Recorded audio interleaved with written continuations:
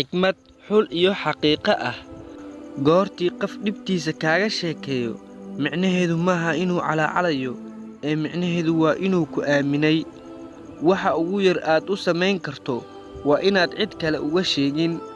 Ilmada ugu xanuunka badan ma aha tan ka timaada indhahaaga ee wejigaaga daboosha, waa tan ka timaada qalbigaaga ee ruuxada daboosha. Qaybta ugu wanaagsan nolosha waa markii qoyskaaga kuu fahmaa sidii saaxiib oo kale, saaxiibadaana kuu taageeraan sidii qoyskaaga oo kale.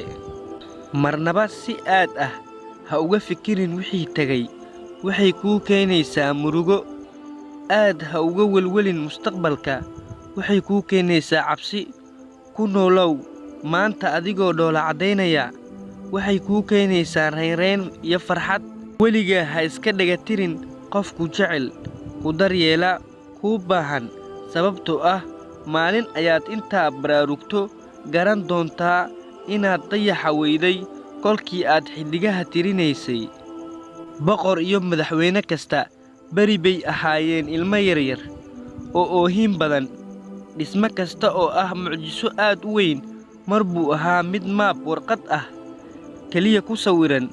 Muhiim maaha halka aad taagan tahay maanta, balse halka aad gaarto beri ayaa muhiim ah. Yeelo han iyo hami sare, ha sugin wakhti kale.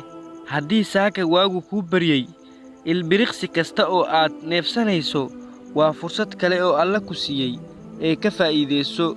Sujuud khushuuc leh oo aad ku dheeraato ayaa kaaga fiican daaraha qurux badan ee dunida.